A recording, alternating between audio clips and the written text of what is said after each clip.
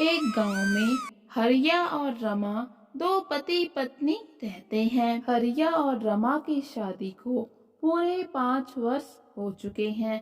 अभी तक उनको संतान का सुख नहीं मिला। रमा दिल से बहुत ही अच्छी है। वो हर किसी की मदद करती है। पूरा गांव रमा को उसके अच्छे व्यवहार के कारण जानता है।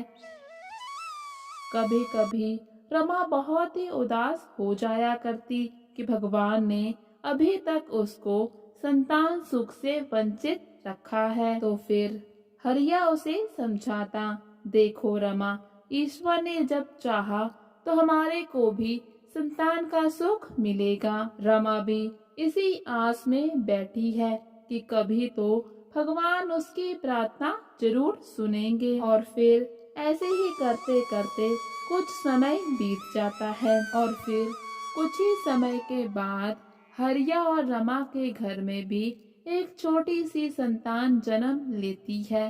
दोनों को माता पिता बनने का सुख मिलता है। दोनों पति पत्नी बहुत ही खुश होते हैं और फिर उनके घर में एक बहुत ही महान संत आते हैं। दोनों पति पत्नी संत महाराज की बहुत ही दिल से सेवा करते हैं। उन्हें अच्छे अच्छे पकवान बनाकर खिलाते हैं और फिर हरिया गुरुजी से अपने पुत्र के भविष्य के बारे में पूछता है। गुरुजी पुत्र के पत्रिका देखकर बताते हैं कि इस बालक की मृत्यु 10 वर्ष की आयु में हो जाएगी और इसकी मृत्यु इसी के पिता के हाथों होगी। ये सब सुनकर गौरी और हरिया बहुत ही परेशान और दुखी हो जाते हैं।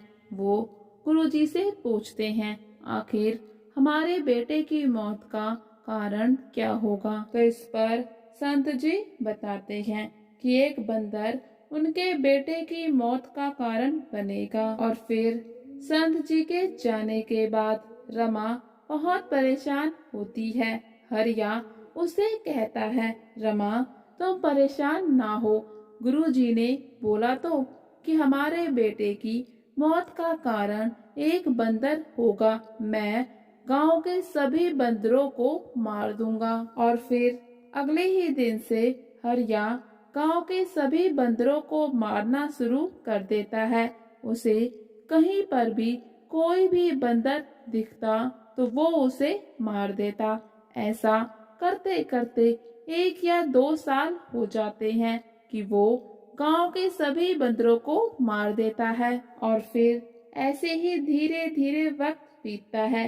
हरिया का बेटा अब थोड़ा सा बड़ा हो जाता है। हरिया अपने बेटे से बहुत प्यार करता है। वो उसे कहीं पर भी अकेला नहीं जाने देता और ना ही गांव से बाहर जाने देता है। और फिर ऐसे ही करते करते 10 वर्ष बीत जाते हैं।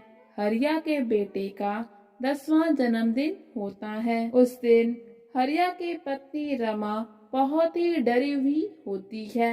हरिया उसे कहता है, देखो रमा, तुम बिल्कुल भी मत घबराओ, मैंने गांव के सभी बंदरों को मार दिया है। हरिया अपनी पत्नी रमा को ये सभी बातें बोल ही रहा था कि उसके घर की छत पर एक बंदर आ जाता है। हरिया जैसे ही बंदर को देखता है तो एक बड़ा सा पत्थर उठाकर उसकी तरफ फेंकता है, लेकिन वो पत्थर बंदर को लगने की बजाय उसी के बेटे को लग जाता है। पत्थर बहुत बड़ा होने के कारण हरिया के बेटे को बहुत ही गहरी चोट लगती है और वो वहीं पर दम तोड़ देता है। हरिया और उसकी पत्नी बेटे की मौत पर बहुत ज्यादा रोते हैं, लेकिन आज उन्हें भी ये बात समझ में आ गई कि भाग्य का लिखा कोई भी नहीं बदल सकता। आज संत महाराज की हुई भविष्यवाणी सत्य साबित होती है। हरिया ने अपने बेटे को बचाने की कोशिश तो बहुत की, लेकिन भाग्य का लिखा नहीं बदल सका।